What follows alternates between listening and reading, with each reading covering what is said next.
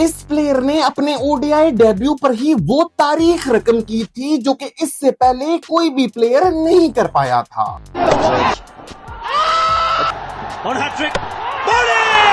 जिन milestones को achieve करने में दूसरे प्लेयर्स का पूरा करियर गुजर जाता है, इसने वो माइलस्टोन्स सिर्फ 12 महीने में अचीव कर लिए थे।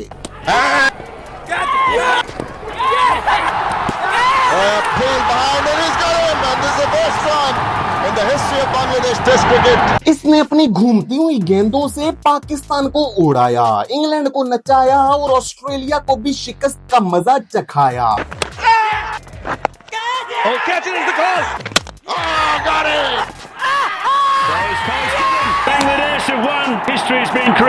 जी हाँ, मैं बात कर रहा हूँ बांग्लादेश के one of the greatest spinner of all times की। मैं बात कर रहा हूँ ताइजुल इस्लाम की।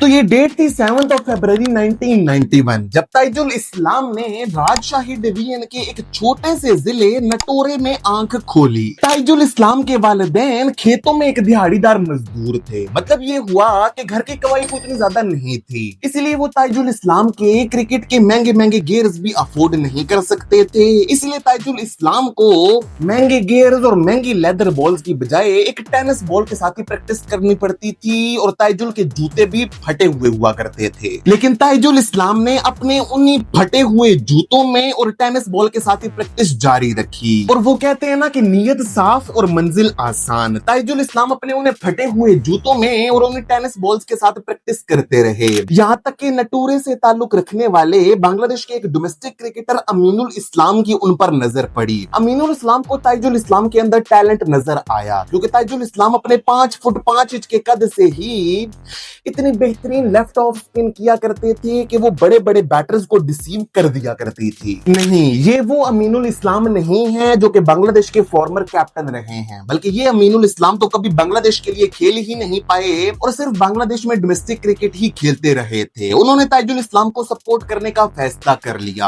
अब नए गियर्स खरीदने के पैसे तो उनके पास भी नहीं थे, इसीलिए उन्होंने ताइजुल इस्लाम को अपने पुराने गियर्स जैसे कि अपने पुराने जूते या फिर पुरानी लेदर बॉल्स ही बेचने का फैसला कर लिया। वो अपने पुराने जूते और अपनी पुरानी लेदर बॉल्स ताइजुल इस्लाम को भेज दिया करते थे और ताइजुल इस्लाम उन्हीं में ही प्रैक्टिस कर लिया करते थे। लेकिन यहाँ पर एक और मसला भी था। वो मसला ये था कि क्योंकि ताइजुल इस्लाम के वालिदैन कोई क्रिकेट एकेडमी की फीस तो अफोर्ड कर नहीं सकते थे, और आप इंटरनेशनल क्रिकेट में उस वक्त तक नहीं पहुंच सकते जब तक आप कोई क्रिकेट एकेडमी या फिर क्रिकेट क्लब ज्वाइन ना करो। यहाँ पर एक और इंसान निकल कर सामने आते हैं, उनका नाम था मुखस्सिर रहमान। मुखस्सिर रहमान ताइजुल इस्लाम के क्रिकेट करियर के स्टार्ट में उनके कोच रहे हैं। उन्होंने ताइजुल इस्लाम को अपनी सरपरस्ती में ले लिया। वो क्योंकि राजशाही में क्रिकेट एकेडमी में कोचिंग कर चुके थे, इसीलिए उन्होंने ताइजुल इस्लाम को राजशाही भेजने का फैसला कर लिया, जहां पर राजशाही में ही ताइजुल इस्लाम ने पहले एक लोकल क्रिकेट एकेडमी ज्वाइन की। मुखस्सिर रहमान की वजह से ताइजुल इस्लाम को वहां पर दाखिला बिल्कुल फ्री मिल गया और वहां पर ताइजुल इस्लाम से कोई भी फी भी चार्ज नहीं की जाती थी। लेकिन यहाँ पर भी एक और मसला था, क्योंकि ताइजुल इस्लाम के वालिदैन तो कोई उन्हें उतना ज्यादा सपोर्ट नहीं कर पाते थे, इसलिए ताइजुल इस्लाम के पास नटूरे से राजशाही जाने का बस का किराया भी नहीं था। तो मुखस्सिर रहमान ने यहाँ पर भी ताइजुल को सपोर्ट किया। वो ताइजुल इस्लाम को रोज नटूरे से राजशाही जाने का किराया भी प्रोवाइड किया करते थे, और अगर ताइजुल इस्लाम ने कहीं पर ट्रायल्स देने के लिए जाना होता था तो वो उस चीज के लिए भी ताइजुल इस्लाम को पैसे दे दिया करते थे। और ऐसे ही ताइजुल इस्लाम ने अपनी क्रिकेट जर्नी स्टार्ट की थी। ताइजुल इस्लाम लोकल क्रिकेट एकेडमीज में राजशाही में प्रैक्टिस करते रहे थे, लेकिन ताइजुल इस्लाम की जिंदगी का एक टर्निंग पॉइंट तब आया जब उन्हें क्लेमन क्रिकेट एकेडमी ज्वाइन करने का मौका मिला। ये क्लेमन क्रिकेट एकेडमी राजशाही में है, और यहाँ से एक और बांग्लादेश का लेटेस्ट टैलेंट जो प्रोड्यूस हुआ है उस पर मैं पहले से ये एक वीडियो बना चुका हूँ, तो अगर आपने वो वीडियो नहीं देखी so don't forget to check it out. Clemon Rajshahi cricket academy में आने के बाद ताइजुल इस्लाम ने अपनी स्किल्स को मजीद इंप्रूव किया। क्लब क्रिकेट में ताइजुल इस्लाम की अच्छी परफॉर्मेंसेस को देखते हुए बांग्लादेश क्रिकेट बोर्ड ने ताइजुल इस्लाम को finally finally Bangladesh under 19 team में शामिल कर लिया। साल 2009 में ताइजुल इस्लाम ने बांग्लादेश अंडर 19 के लिए 3 यूथ ओडीआई मैचेस और 1 यूथ टेस्ट मैच भी खेला, लेकिन उन मैचेस में ताइजुल इस्लाम की परफॉर्मेंसेस इतनी इंप्रेसिव नहीं रही थी कि उन्हें अंडर 19 वर्ल्ड कप 2010 के लिए बांग्लादेश के स्क्वाड में शामिल किया जा सकता। अब ताइजुल इस्लाम बांग्लादेश अंडर 19 के लिए अंडर 19 वर्ल्ड कप 2010 तो नहीं खेल पाए थे, लेकिन इस चीज का ताइजुल इस्लाम को फायदा ये हुआ कि उन्हें नेशनल क्रिकेट लीग 2011-12 के सीजन में डेब्यू करने का मौका मिल गया। अपने पहले 3 मैचेस में नेशनल क्रिकेट लीग में ताइजुल इस्लाम ने लिटरली दूसरी टीम्स को डिस्ट्रॉय करके रख दिया, जहां पर उन्होंने सिर्फ 3 मैचेस में ही 14 विकेटें हासिल कर ली। लेकिन ये परफॉर्मेंस ताइजुल इस्लाम को बांग्लादेश की टेस्ट टीम में जगह दिलवाने के लिए काफी नहीं थी, लेकिन ताइजुल इस्लाम ने हार नहीं मानी। उन्होंने अपनी स्किल्स को मजीद इंप्रूव किया और नेशनल क्रिकेट लीग 2013-14 का सीजन लिटरली ताइजुल इस्लाम के लिए एक ब्रेकआउट साबित हुआ। नेशनल क्रिकेट लीग 2013-14 के सीजन के पहले 4 मैचेस में ही ताइजुल इस्लाम ने 37 विकेटें हासिल कर ली थी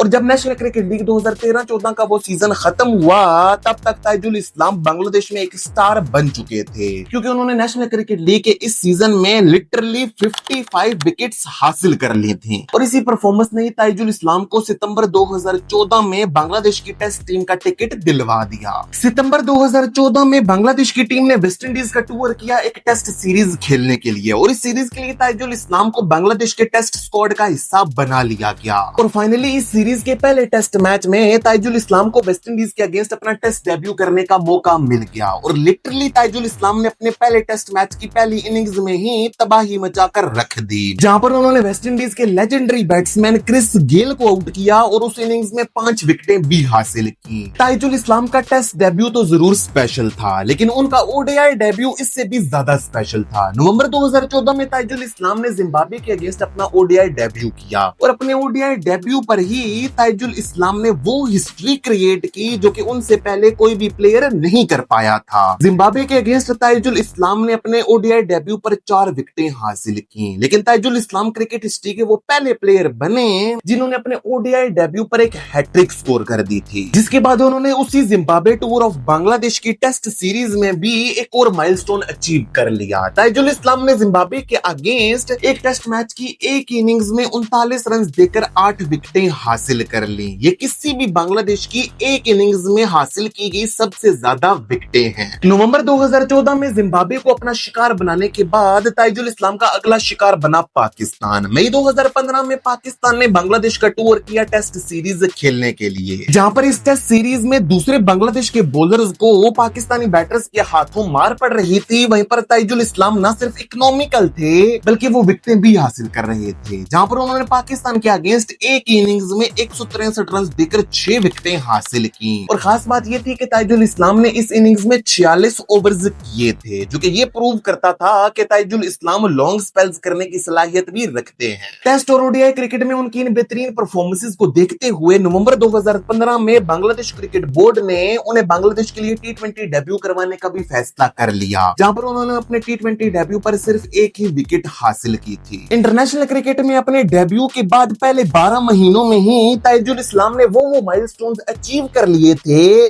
जिन्हें अचीव करने में कुछ प्लेयर्स का पूरा करियर गुजर जाता है, लेकिन ताइजुल इस्लाम यहाँ पर भी नहीं रुके। साल 2016 में ताइजुल इस्लाम ने बांग्लादेश को उनकी हिस्ट्री की एक बहुत बड़ी विक्ट्री दिलवाई, जहां पर साल 2016 में बांग्लादेश ने पहली दफा इंग्लैंड को एक टेस्ट मैच में शिकस्त दे डाली। वैसे तो उस सीरीज के हीरो मेहदी हसन मिराज थे, लेकिन ताइजुल इस्लाम चुपके विकेटें हासिल करते रहे थे इंग्लैंड की और फाइनल इनिंग्स जिसमें बांग्लादेश ने इंग्लैंड को उड़ा कर रख दिया था, उस इनिंग्स में ताइजुल इस्लाम ने भी 74 रन देकर 3 विकेटें हासिल की थी और वो इंग्लैंड की अहम तरीन विकेटें थी। साल 2016 में बांग्लादेश को इतना बड़ा माइलस्टोन अचीव करवाने के बाद ताइजुल इस्लाम ने अपना अगला शिकार बनाया ऑस्ट्रेलिया को। साल 2017 से पहले कभी भी बांग्लादेश ने ऑस्ट्रेलिया को एक टेस्ट मैच में शिकस्त नहीं दी थी, लेकिन साल 2017 में तारीख बदली जब बांग्लादेश ने ऑस्ट्रेलिया को एक टेस्ट मैच में शिकस्त दे डाली। वैसे तो उस टेस्ट मैच के हीरो शाकिब अल हसन थे, क्योंकि उन्होंने इस टेस्ट मैच में 10 विकेटें हासिल की थी, लेकिन उस टेस्ट मैच में ऑस्ट्रेलिया की आखिरी विकेट ताइजुल इस्लाम ने हासिल की थी और बांग्लादेश को वो को हिस्टोरिक विन दिलवाई थी। साल 2017 में ऑस्ट्रेलिया के अगेंस्ट डोमिनेंट परफॉर्मेंस के बाद ताइजुल इस्लाम की नेक्स्ट डोमिनेंट परफॉर्मेंस आई साल 2018 में जिम्बाब्वे के अगेंस्ट, जहां पर उन्होंने एक ही टेस्ट मैच में 10 विकेटें हासिल कर ली, जहां पर उन्होंने जिम्बाब्वे के अगेंस्ट उस टेस्ट मैच की दोनों इनिंग्स में 5 लिए थे। जहां पर अपने कैरियर के पहले 5 सालों में ताइजुल इस्लाम बड़े बड़े रिकॉर्ड्स बनाते आए थे। वहीं पर साल 2019 भी ताइजुल इस्लाम के लिए एक और हिस्टोरिक ईयर साबित हुआ।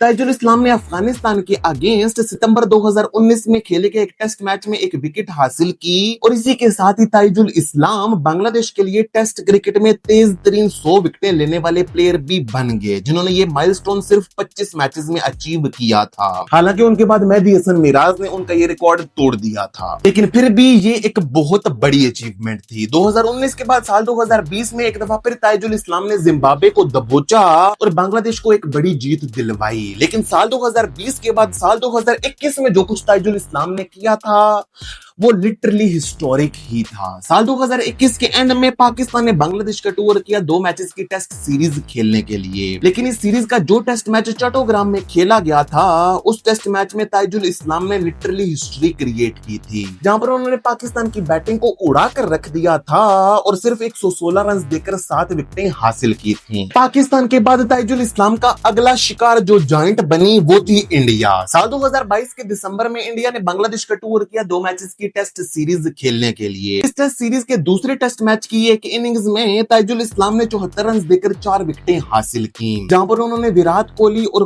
केएल राहुल जैसे लेजेंडरी बैट्समैन को आउट किया। जहां पर साल 2021 और 22 ताइजुल इस्लाम के लिए इंडिविजुअल तौर पर हिस्टोरिक थे। वहीं पर साल 2023 ताइजुल इस्लाम की आउटस्टैंडिंग बॉलिंग की वजह से बांग्लादेश के लिए हिस्टोरिक होने वाला था। साल 2023 के एंड में न्यूजीलैंड की टीम ने बांग्लादेश का टूर किया, जहां पर इस सीरीज की एक टेस्ट मैच में न्यूजीलैंड को बांग्लादेश ने पहली दफा अपने घर में एक टेस्ट मैच में शिकस्त दे डाली। इस टेस्ट मैच की दूसरी इनिंग्स में ताइजुल इस्लाम ने लिटरली न्यूजीलैंड को उड़ा कर रख दिया, जहां पर उन्होंने सिर्फ 75 रन देकर 6 विकेटें हासिल की और बांग्लादेश को न्यूजीलैंड के अगेंस्ट 150 रन की एक बड़ी जीत दिलवाई। साल 2023 के एंड में न्यूजीलैंड जैसी जॉइंट को हराने के बाद ताइजुल इस्लाम ने अपना अगला शिकार बनाया साउथ अफ्रीका को। अक्टूबर 2024 में साउथ अफ्रीका ने बांग्लादेश का टूर किया 2 मैचेस की टेस्ट सीरीज खेलने के लिए। इस सीरीज के पहले टेस्ट मैच में ताइजुल इस्लाम ने पहली इनिंग्स में ही 5 विकेटें हासिल कर ली, जहां पर उन्होंने साउथ अफ्रीका की बैटिंग लाइनअप को उड़ा कर रख दिया। उन्होंने इसे बैक किया अपने दूसरे टेस्ट मैच में भी बेहतरीन परफॉर्मेंस से, जहां पर भी उन्होंने एक 5 लिया था।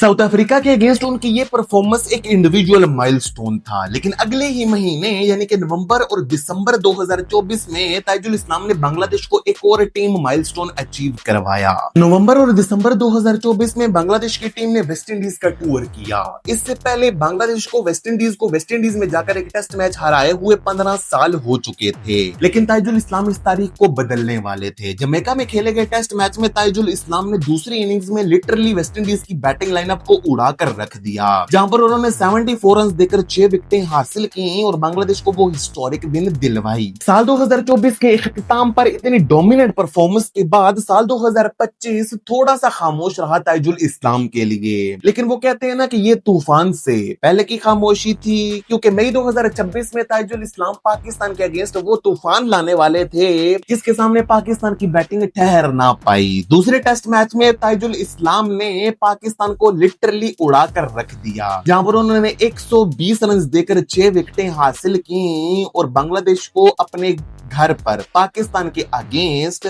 एक टेस्ट सीरीज पहली दफा जितवा दी।